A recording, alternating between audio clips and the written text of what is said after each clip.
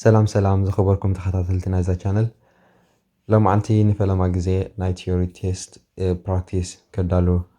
ዝወሰንኩሉ መዓልቲ እዩ ብጣዕሚ ደስ ይብል ስመይ ፈንቅል ይበሃል እዛ ናይ ሎማዓንቲ ቪድዮ ከምቲ ዝድለ ብቐጥቲ ዘይክትከውን ትኽእል እያ ከም መጀመሪት መጠን ግን ብርእቶኹም እንዳተደገፍኩ ቪድዮታተይ እንዳመሓየሽክዎ ክኸይድ ይቕኒየለይ ሃበይ እምበኣር ንሎማዓንቲ ንሪኦ ኣርእስቲ alertness كهوني. Okay. When do windscreen pillars cause a serious obstruction to your view? windscreen pillars نبلا. أتي نتي بيت روتات ناي مكينة حيزو زولو عندي ويا عند السو مالتي. تبوش تخينا بدقة ندقة خلنا السو زخنا سبدي ولا زخنا نقدر كشفنا خيلي بوش تخينا هنري خلنا كعطونا خيلي خمراي مالتي. أجي كان دخا أب أنغولتاتن كنت وخلنا يكان زيشفنا لنا مالتي. مهنا تبني وانت قالو كنرين خيلي نحن تو خلنا. أجي when you're approaching bends and junctions. أجي bends and junctions أنغولتاتن متعاوين مالتي. الساعة خون. What's likely to happen if you use hands-free phone while you're driving? أجي hands-free phone مالت زي حزوة hands-free phone مالت ببلوتوث يخون تا موبايل بإيدك أخي حاسكات تداول مالتي نامي كنا هونيت غير كاريها whatever هون خلي هجي what's likely to happen if you use hands-free phone while you're driving انتاي كقاطم خيل نحر hands-free phone تداول نحر عليها انتاي كقاطم خيل attention كا كابت ترجع كتسرق تخيلها هجي it will divert your attention كا كابت ترجع ናብ ካልእ ወስደካ ምክንያቱ ምስ ትዘራረቡ ዘለካ ዳይቨርት ትኸውን ማለት እዩ ካብቲ ፅርግያ ወፃኢ ሕጂ እንታይ ክኸውን ኣለዎ እቲ ፅርግያ ዘይተስተውዕለሉ ትኽእል ማለት እዩ you're turning right onto dual carriageway what should you do before emerging on the dual carriageway እዛ ሲልቨር መኪና ናብ የማን ክትወደል ኣላ ብኔው ቀያሕ መኪና ትመፅእ ኣላ በቲ ሓደ ቫን ትመፅእ ኣላ ሕጂ ኣብ መንጎ እንድሕር ይረአ ሃልዩ መፈላለይ ናቲ ፅርግያ ኣሎ እሱ ሴንትራል ሪዘርቬሽን ይበሃል እታ ሲልቨር መኪና ንየማን ክትወደላ ዘላ ቀድም ብየማና መኪና ትመፅእ ኣላ ድያ ኢላን ቸክ ክገብሩ ኣለዎም ክሊር ምስ ኮነ ያ ኣብቲ ማእኸል ደው ክትብል ትኽእል ኣብቲ ማእኸል ከዓ ቦታ ንዓ እኹል እንድሕር ኮይኑ ኣብኡ ክትፅበ ትኽእል እያ እቲ ሴንትራል ሪዘርቬሽን እኹል እንድሕር ኮይኑ ኣብኡ ክትፅበ ትኽእል እያ እንተዘይ ኮይኑ ግን ብክልቲኡ ወገን ናፃ ምስ ኮነ እቲ ፅርግያ እያ ክትከይድ ትኽእል ማለት እዩ ሕጂ ቅድሚ ምእታው ካንታ ክትገብር ኣለካ እቲ ሴንትራል ሪዘርቬሽን ናታ ናይቲ ፅርግያ እኹል ዲኮነን ክትርኢ ኣለካ ማለት እዩ እሳ ክትከውን ሕጂ ታመልሳ check that central reservation is wide enough for your vehicle ده ሕጂ ንፅር ተኾን ማለት እዩ why should you use your mirrors when you see a hazard ahead ዝኾነ ነገር ናብ ሓደጋ ከቃልዕ ዝኽእል ነገር ብቅድሚት እንድሕር ርኢና ንምንታይ መስትያትና ቸክ ንገብር ሕጂ ብድሕሪና ቀንዲ መስትያትና ቸክ ንገብር ብድሕሪና ኢና ምክንያቱ ብቅድሚና ዝኾነ ነገር ተጋጢሙ ፍሬና ንድሕር ሒዝና ብድሕሪና ዘላ መኪና ተሃርመና ዶ ወይ ከመይ ንፀልዋ ነታ ድሕሪት ንክንርኢ ኢና okay ሕጂ to assess how your actions will affect the traffic behind ነቲ ድሕሪና ዘሎ ከመይ ከም ንፀልዎ ንክንርኢ ኢልና ኢና መስትያት ንርኢ ማለት እዩ what should you do when you're approaching traffic lights that have been green for some time ሕጂ ትራፊክ ላይትስ ቀጠልያ ትፀንሕ ምሽ ነዊሕ እንድሕር ካብ ኔው ርኢና ቀጠልያ ህላ እንዳቕረብና ክንከይድ ከለና ነዊሕ ቀጠልያ ስለ ዝፀንሐት ናብ ቀይሕ ንክትቅየር ተኽእሎታታ ዓብዩ ሕጂ እንታይ ንገብር ኣለና prepare to stop be ready to stop ትብል ኣላ እዚኣ ማለት እዩ ደው ንክልብልሲ ንዳሉ ኣለና ክሳብ ትራፊክ ላይት ሹ ኢላ እንድሕር መፂና ቀይር ክትብል ኣብ ትጠቕሙ ዝበፅሕና ሃርሽ ብሬክ ወይ ብሬክ ፍሬኖ ኣትሪርና ኢና ክንሕዞ ካብ ከምኡ ሕጂ ተዳሊና እንድሕር መፂና ቀይር ክትብል ከላ ቀስ ኢልና ደው ንብል ማለት እዩ be ready to stop what should you avoid overtaking where should you avoid overtaking ሕጂ ማዓሲና መኪና ክንሓልፍ ወይ ኦቨርቴክ ክንገብር ኦቨርቴክ ማለት ንሓንቲ መኪና ቀሲላ ትሓልፍ ትኸይድ ዘላ ክንሓልፋ ከለና ማለት እዩ ሕጂ ማዓስ ክንሓልፍ ኣለና ወይ እዚኣ where should you avoid overtaking ማዓስ ክንሓልፍ የብልናን ትብላ ኣላ avoid የብልናን ማለት እዩ ኣንጎሎ እንድሕር ሃልዩ ብቅድሜና ወይ ዲፕ ዓሚቕ እንድሕር ሃልዩ ብቅድሜና ሳይክሊስት ኣብ ኣንጎሎ ክሓልፍ ከሎ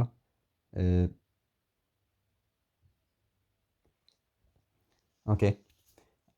ዝኾነ ነገር ብቅድሜና ክንርኢ ዘይንኽእለሉ እንድሕር ዝሽፍነና ሃልዩ ኣርሒቕና ክንርኢ ዘይንኽእል እንድሕር ኮይንና ክንሓልፍ የብልናን ማለት እዩ ሕጂ approaching a deep in the road ዓሚቕ እንድሕር ሃልዩ ብቅድሜና ክንሓልፍ ኣይንኽእልና ማለት እዩ you're waiting to turn right at the end of the road what should you do if your view is obstructed by parked vehicles okay ንየማን ክንጡ ኣብቲ you're waiting to turn right at the end of the road ኣብ መወዳእታ ናይ ፅርግያ ንየማን ክትወደድ ኢና ኣለና what should you do if your view is obstructed by parked vehicles ክንጥወ ንየማን ክንጥወ እንዳደለናስ ግን እቲ ክንጥወየሉ ዝደለና ቦታ ክንርኢ ንኽእል ኢና ምክንያቱ መካይን ብየማንና ፓርክ ገይረን ኣለዋ ሕጂ እንታይ ክንገብር ኣለና ስቑኢልና ክንጥወይ ንኽእል ኢና ምክንያቱ መኪና መፅሓ ትሃርመና ትኽእል ኣብ የማን ይኹን ፀጋም ሕጂ ቀስ ኢልና ክሳብ ጫፍ ክንሪኤሉ ንኽእል ደረጃ ቀስ እንዳበልና ንፅጋዕ ክንሪኦ ምስ ካልና ሽዑ ናፃ ምስ ኮነ ንኸይድ ሕጂ እንታይ ይብሉ እዚኦም ዝዓዱ if you don't know don't go እንድሕር 100% እንድሕር ርግፀኛ እንተዘይኮይንካ ናፃ ምዃኑ ክትከይድ የብልካን ናፃ ክሳብ ትኸውን ግን ቀስ ኢልካ ትቐርብ ክሳብ ሙሉእ ትርኢ የማንን ፀጋምን ማለት እዩ ኦኬ ሕጂ stop then move forward slowly and carefully for a clear view ያ ሰላም ደው ንብል ሽዑ ናብ ቅድሚት move forward slowly ቀስ ኢልና ነቕርብ ሽዑ ብጥንቃቐ ከዓ ክሳብ ሙሉእ ንሪኤሉ ቦታ ንበፅሕ ንቐርብ ማለት እዩ ምስራና ንኸይድ ኦኬ what should you do when you move off from behind a parked car ብቅድሜና መኪና ፓርክ ገይራ ኣላ ሕጂ ከመይ ጌርና ክንወፅእ ኣለና ማለት እዩ ከባቢና ክንቆፃፀር ኣለና ቅድም ብምሉእ ቸክ ንገብር መሳትር ንርኢ ብዙርያና ንርኢ ብድሕሪት ቆልዑ ገለ ከይህልው ብላይንድ ስፖት ዝበሃል ቦታ መሳት ዘይሽፍኖ ቦታ ወይ ኣብ ውሽጡ ኮይንና ክንሪኦ ዘይንኽእል ቦታ ማለት እዩ ብደገ ናይታ መኪና ሽዑ ንዕ ብምሉእ ምስ ተቆፃፀርና ሲግናል ጌርና ኢና ንወፅእ ሕጂ ካብዚአን ምርጫ እንታይ ክትከውን look around before moving off ቅድሚ ምኻድና ቅድሚ ምንቅስቃስና ኢና ክንርኢ ዝግባአና እንጂ እዚኣ ትኸውን ማለት እዩ ምክንያቱ እተን ካልእ ምርጫታት እንታይ ይብሉ ኣለዋ after moving off ተኮይኖም ምስ ከድና ኸይድና ኢና ኦልሬዲ እቲ ሕቶ ክትከይድ እንከለኻ እያ ትብል ዘላ ምስ ከድና ኸይድና ኢና ኦልሬዲ look around after moving off እዚ ከውን use exterior mirrors only እንታይ ተኸውን እታ look around before ቅድሚ ምኻድና ብዙርያና ንርኢ ማለት እዩ ንቆፃፀር what should you do before slowing down or stopping your vehicle ሕጂ ቀስ ቅድሚ ምባልና ወይ ደው ቅድሚ ምባልና እንታይ ክንገብር ኣለና ብድሕሪና እንታይ ከም ዘሎ ክንርኢ ኣለና ምክንያቱ ብድሕሪና መኪና እንተላ ቀስ እንድሕር ኢልና ቸክ የገብርና ሚረር ክትሃርመና ትኽእላ ሕጂ እንታይ ንገብር use of mirrors what should you do if your mobile phone rings while you're driving or riding okay መኪና እንዳዘወርና ከለና ሞባይልና ትድውል እንታይ ክንገብር ኣለና ወይ ኣብ ውሕስ ቦታ ደው ክንብል ኣለና ወይ ከዓ ኢግኖር ክንገብር ኣለና ክንቅበላ የብልናን ማለት እዩ እንጂ leave it until you have stopped in a safe place ማለት እዩ you're driving on a wet road ኣብ ጠልቀየ ፅርግያ ንጓዓዝ ኣለና ማይ ሃሪሙ ክኾን ይኽእል ግን what should you do if you have to stop your vehicle in an emergency ብህፁፅ ደው ክትብል እንድሕር ተገዲድካ እንታይ ክትገብር ኣለካ ማለት እዩ ሕጂ apply the parking brake and foot brake together keep both hands on the steering wheel select reverse gear give an arm signal እንጂ እንታይ ክንገብር ኣለና ከይተንሸራተታ መኪና ማለት እዩ keep both hands on the steering wheel ክልቲ ኣእዳውና ኣብቲ ስቴርሶ ክንሕዞ ኣለና ኣፅኒዕና ንሕዞ ማለት እዩ ምክንያቱ ጠልቂሶ ዘሎ እቲ ፅርግያ ከተንሸራተት ትኽእለ ኦኬ ንኸይድ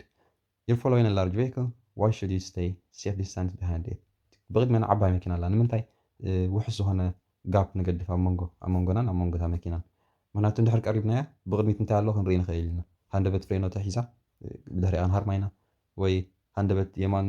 ብቅድሚያ መኪና ፀኒሓ ሃንደበት የማን ተጠውያ ንሕና ይርአናያ ነታ ቀዳሚት መኪና ክንሃርማ ንኽእል ማለት እዩ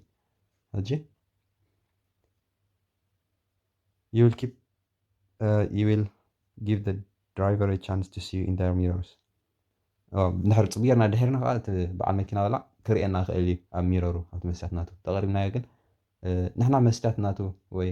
መስትያት ናቱ ክንሪኦ ዘይንኽእል ድሕር ኮይና እሱ ክርኤና ኣይክእልን እዩ በዚኣ ንሓዛ ሕጂ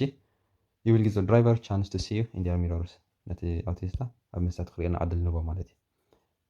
why are the yellow lines painted across the road እዚ ብጫ ሕንፃፅ ንምንታይ ኮይኑ ነቲ ስፒድ ናትና ንመፍለጢ ማራ ንሄርና እንተለና ሕልፍ ክንብሎ ኢና ቀልጢፍና ምሽ እቲ ስፒድ ናትና ክርዳእና እዩ ማለት እዩ እጂ መብዛሕትኡ ግዜ ካብ ሞተር ወይ ኣብ ሃይ ስፒድ ፀኒሕካ ክትወፅእ ከለካ እዚ ኣሎ ምክንያቱ ቀስ ብላ ኣለኹ እንዳበልካ እታ መኪና ግን ፋስት ትኸይድ ትህሉ ትኽእል ኣይርዳእካን እዩ ሕጂ ነቲ ስፒድ ናትና ንመፍለጢ እዩ ተገይሩ to make you aware of your speed you're driving your car when may you use handheld mobile phone መኪና እንዳዘወርካ ከለካ መዓስ ኢኻ ብኢድካ ሒዝካ ሞባይል ክትደዋወል ትኽእል never ኣይፍቀድን እዩ ወይ ከዓ ኣብ ውሕስ ዝኾነ ቦታ ደው ምስ በልካ ማለት እዩ when you parked safely what should you do before making a U-turn ቅድሚ U-turn ምግባርካ እንታይ ክትገብር ኣለካ ከባቢኻ ትቆፃፀር ሚረር ቸክ ትገብር ሲግናል ትገብር ማለት እዩ ብድሕሪኻ መኪና ዝቐረበትካ ክትህሉ የብላን ወይ ኣቐዲምካ ሲግናል ጌርካ እንታይ ክትገብር ከም ዝደለኻ ከተፍለጦም ኣለካ እንጂ look over your shoulder for final check እዚኣ ብጣዕሚ ኣገዳሲት ንየማንካ በቲ መስትያት ክትሪኦ ዘይትኽእል ቦታ የማንካ ጥው ኢልካ ክትርኢ ኣለካ ምክንያቱ ሳይክል ይኹን ወላ መኪና ብየማንካ ዝሓልፉ ቅፅፍ ከተብሎም ስለ ትኽእል ማለት እዩ ብጣዕሚ ኣገዳሲት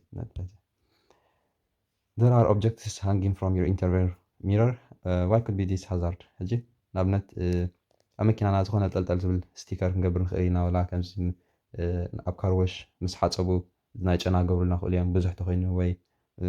መስቀል መሳሊ ዓብይ ክንገብር ንኽእል ሳምታይ ምስሱ ንምንታይ እንታይ ክፀልወና ክእል ብውሽጢ ኮይና ንእሽተይ ነገር ንደገ ንክንርኢ ዓብ ቦታ ክትሽፍን ትኽእል እያ ክትዓፅወልና ትኽእል እያ ማለት እዩ ሕጂ ኣብቲ ቦታቲ እንታይ ኣሎ ዝኾነ ነገር ወላ መኪና ትህሉ ትኽእል ሰብ ክህሉ ክእል ንኸይንርእስ ይዓፅወና ኣሎ ማለት እዩ ጠልጠል ዝብል ነገር ሕጂ ከምኡ ንምባል ትሕቶ your view could be obstructed እቲ ቪው ናትና እቲ ክንሪኦ ንኽእል ብቅድሜና ኦብስትራክት ክኾን ይኽእል ወይ ክሽፈን ይኽእል ማለት እዩ ይዕፀው ማለት እዩ you're on a long motorway journey what should you do if you start to feel sleepy ነዊሕ ኣብ ሞተርዌይ ነዊሕ እናተጓዓዝካ ከለካ ድቃስ ትኽስ እንድሕር ኢልካ ማለት እንታይ ክትገብር ኣለካ ኣብ ሃርድ ሾልደር ማለት እታ መብዛሕትኡ ግዜ ዘይንጥቀመላ ራብዒቲ ላይን ናይ ሞተርዌይ ዝተሰበራ ገለገለ ጥራይ ደው ዝብላላ ኣብ ደው ክትብል ኣይፍቀደካን እዩ ዝኾነ ግዜ እሳ ማለት ሃርድ ሾልደር ሕጂ ኣብ ደው ክንብል ኣይፍቀደናን እዩ ተታኺስና ኢልና እንታይ ክንገብር ኣለና ብዝተኻእለ መጠን ወፂና ቀዳመይቲ ጃንክሽን ወፂና ኣብ ውሕ ዝኾነ ቦታ ደው ኢልና ከነብራ ንኽእል ኢና ተደቃስ ማለት እዩ ሕጂ leave the motorway and stop in a safe place ትኾን ማለት እዩ what should you do as you approach this bridge እንጂ the sign that ቤላ ተርእየና ኣላ ብሪጅ ከም ዘሎ ብቅድሜና ማለት እዩ ሕጂ እንታይ ክንገብር ኣለና ብሪጅ ብታሕቲ ስለናሓልፋ እዚኣ ብሪጅ ብታሕቲ ስለናሓልፋ እንታይ ክትከውን ፀባብ oncoming vehicles in the middle of the road ትብለና ኣላ ብታ ሳይን ማለት እዩ ሕጂ ፀቢብ ስለዝኾነ ብኔው ዝመፃ መካይን ብማእኸል ናይቲ ፅርግያ እዩ ዝመፃ ንሕና ከዓ ኣብኡ ምስ በፅሕና ብማእኸሉ ኢና ክንሓልፍ ሕጂ ቀስ ኢልና ንጥዋያ ምስ ነዝኣንገሎ ክንበፅሕ ኣለና ብኔው መኪና ኣላ ዶ የላ ርኢና ኢና ንሓልፍ ማለት እዩ ሕጂ ቀዳምነት ንገብሮ እንታይ ኢና ንገብር ቀስ ንብል ማለት ሽው ኢልና ተኸይድና ብኔው መኪና ተመፅያ ክንራኸብ ንኽእል ኢና መንጎ ክንጋጨ ማለት እዩ ሕጂ እታ ዊንድ ስክሪን ፒላርስ ዝበልኩ ዓንተ ወይ ናሃለትኩም እዚኣ ነተን ቤትሮ ኣሎ ብየማን ቤትሮ ብፀጋም ኣሎ እቲ ኣብ መንጎ ንክልቲኡ ጠሚርዎ ዘሎ ዓንዲ እሲ ዊንድ ስክሪን ፒላርስ ዝበሃል ብላዕሊ መፂና ኣሎ ማለት እዩ you're waiting to emerge from junction the wind screen pillar is restricting your view ሕጂ ብዛዕ ፅቡቅ ጌርና ኣለ what should you be particularly aware of ሕጂ እቲ ቦታ እሱ ብውሽጡ ኮይና ክንምንታይ ቦታ ሸፊኑ ኣሎ ሕጂ ኣብታ ተሸፊና ዘላ ቦታ ንኔው ከይንርአ ዓፂና ዘሎ ቦታ ሰብ ክህሉ ክእል እዩ ሕጂ ንየማን ኢና ከዓ ንጥዎ ዘለና ከይረኣና እንድሕር ተጠዊና ዘይረኣናዮ ሰብ ክህሉ ክእል እዩ ክንረውፆ ንኽእል ኢና ማለት እዩ እንታይ ክንገብር ኣለና ብዝኽእል መጠን ንርኢ ካብኡ ወፂና ካብታ መኪና ወፂና ዘይኮነ ግን ቀንዲ ንመን ክንጥቀቀሎም ኣለና ንሳይክሊስት እሶም እዮም ኣብኣ ክሕብኡ ዝኽእሉ ንኣሽቱ እዮም ሎሪ ተኮይና ዓባያ ባስ ተኮይና ዓባያ ኮሽ ተኮይና ዓባያ ቀንዲ ግን ሳይክሊስት ኣታ ቦታ እሳ ተሓቢኦም ክፀንሑ ስለ ዝኽእሉ ንዖም ኢና ክንጥቀቀሎም ንኽእል እቲ ሕቶ ንመን ቀንዲ ክንጥቀቀሎም ኣለና ትብል ማለት እዩ what should you do if you can't see clearly behind when reversing okay እንዴት ሮ ትኸይድ ኣለኻ እንድሕሪት ትኸይድ ኣለኻ ብድሕሪኻ ግን እንታይ ኣለኹ ትርኢ ዘይትኽእል እንድሕር ኮንካ እንታይ ትገብር ኣለካ በቲ መስትያት ትሪኢኻ ግን እኹላ የርእየካኒ ኩሉ ነቲ ቦታ የርእየካኒ የማንካ ፀጋምካ ጠሚትካ ኩሉ ነቲ ቦታ ኣይርአካን እንታይ ክትገብር ኣለካ ብድሕሪካ ናፃ ኣሎ ደ የለን ወይ ወፂኻ ክትርኢ ኢኻ ወይ ሰብ ክትሓትት ኢኻ ማለት እዩ ask someone to guide you what's most likely to distract you while you're driving ሕጂ መኪና እናዘወርካ ከለካ ቀንዲ ክርብሸካ ወይ ኣቕልቦኻ ካብ ፅርግያ ከውፃካ ዝኽእል ነገር እንታይ እዩ ብርግፅ ሞባይል why should you switch your headlights on when it first starts to get dark okay ንምንታይ ናይ ሄድላይት ናትና ወይ እቲ መብራህቲ ናትና ንብልዖ ፅልግሊ ክብል ምስ ጀመረ ኣብሪሁ ክርኤና ኣይኮነን ካልኦት ግን ንኽርዩና እንጂ ኣጥቢኻዮ ትኸይድ ድሕር ሃሊኻ ፅልግልግ ኢሉ ከሎ ምስትያ ፓርክ ዝገበረት ካር ዳርጋ ማዕረይኻ ብናይ ዝመፅእ መኪና ደው ኢሉ ሎ ኢሉ ክሓስብ ክእል እዩ ኣይርኤካኒ ብቐሊሉስ ኣይርኤካኒ ማለት እዩ መብራህትና ተበሊዕናዮ ግን እሶም ክርዩና ክእሉ ንዓና ማለት እዩ እዚኣ የተደርብሸኩም ንሕና ንኽንርኢ ፀልሚትና ንኽንርኢ ይኮነን እሶም ንኽርዩና ካልኦት መካይን ንኽርዩና ማለት እዩ ፅልግልግ ክብል ከሎ so others can see you more easily you're traveling along this road how should you pass the cyclist okay ነዚ ሳይክል እዚ ከመይ ጌርና ክንሓልፎ ኣለና ቀስ ኢልና ኣግፋሕ ኣቢልና ቦታ ንሓልፎ ማለት እዩ ማራ ክንቀርቦ የብልናን ከሎ ጌና ብድሕሪት ብዙሕ ቦታ ንከለና ኣግፋሕ ኣቢልና ወፂና ንሓልፎ ቀስ ኢልና okay leave plenty room as you pass ብዙሕ ቦታ ንገድፈሉ ማለት እዩ ምናልባት አንደበት እፅፍ ኢሉ መፀና ክእል እዩ ወይ ጥይ ኢሉ ዝኾነ ንፋስ ክደፍኦ ክእል ገለ ዝኾነ ኣጋጣሚ ወይ ኣብቲ ኣብ መንጎን ኣብቲ መንጎ ማሻቤድን ዕቋር ማይ ክፀንሕ ክእል ኣብ ዝኾነ ወፅን እዩ ዘሎ ግን ወላ እምኒ ክህሉ ክእል ነታ እምኒ ክሓልፋ ክብል ንየማን ውፅእ ክብል ክእል ሕጂ እንታይ ንገብር ኣለና ዝተቓለ መጠን ኣግፊሕ ኢና ንሓልፎ ማለት እዩ how can you make sure that satellite navigation satnav ወይ ከዓ እዛ ቶምቶም ማለት እዩ system doesn't distract you when you're driving okay ሕጂ እንዳኸድና ከለና እንድሕር ናበይ ከም ንኸይድ ነታ ሳትናቭ ወይ ነታ ማፕ እንድሕር ነመዓራርያ ኮይና ኣቓልቦና ክሰቀና ትኽእላ ሕጂ ነዚ ንምብጋስ እንታይ ንገብር ቅድሚ ምብጋስና ናበይ ከም ንኸይድ ሰት ጌርናያ ምብጋስ ሽዑ ንዓ እንዳተኸታተልና ጥራይ ንኸይድ ማለት እዩ set it before starting your journey ትብል ማለት እዩ ቅድሚ ነቲ ጆርኒ ነቲ ጉዕዞናትና ቅድሚ ምጅማርና ንዓ ሰት ንገብራ what does the term blind spot mean blind spot ማለት ብመስትያትካን ብመስትያት ነታ መኪና ጠሚትካ ብምሉእ ብድሕሪኻ ወይ ዝኾነ ክትሽፍኖ ዘይትኽእል ቦታ ማለት እዩ ስቲል ተርፈካዮ ተን መስትያት ተሪእኻየን ኩላ ከባቢና መኪና የርኤካኒ የማንካ ፀጋምካ ጠሚትካ ነቲ ዝተረፈካ ቦታ መስትያት ዘይሽፍኖ ቦታ ትቋፃፀሮ ማለት እዩ ብላይንድ ስፖት ማለት ብመስትያት ዘይሽፍን ቦታ ወይ ጠሚትካ ወላ ዘይክሽፈን ክእል እዩ ሳምታይምስ ሰብ ድሕሪት ሪቨርስ ትገብር ከለካ ሰብ ራእየለይ ገለ ትብሎ ቦታ እሱ ማለት እዩ ግን ቀንዲ ነጥቢ ብላይንድ ስፖት ማለት ብመስትያት ናይታ መኪና ክትቆፃፀሮ ዘይትኽእል ቦታ ወይ ክትሪኦ ዘይትኽእል ቦታ ናይታ መኪና ብድሕሪያ ይኹን ገለ ማለት እዩ እንጂ an area not visible to the driver ኣብታ መኪና ኮይና ክረአየና ዘይክእል ቦታ ብዙርያና ይኹን ብድሕሪያ ይኹን ገለ ማለት እዩ okay what does this curved arrow road marking mean the curved arrow ኣብቲ የማናይ ፅርግያ እታ ምልክት ተርእየና ኣላ ናብ እቲ ፀጋማይ ፅርግያ ተመልክተና ኣላ እታ ማለት እዚኣ ኸ overtaking vehicles ንኣብነት ንሓንቲ ቀስ ኢላ ትኸይድ መኪና በዚ ፀጋም ክንሓልፋ ንኽእል ኢና በቲ ሓደ ላይን ኮይና ግን ብቐጥታ ክንምለስ ኣለና ናብቲ ቦታ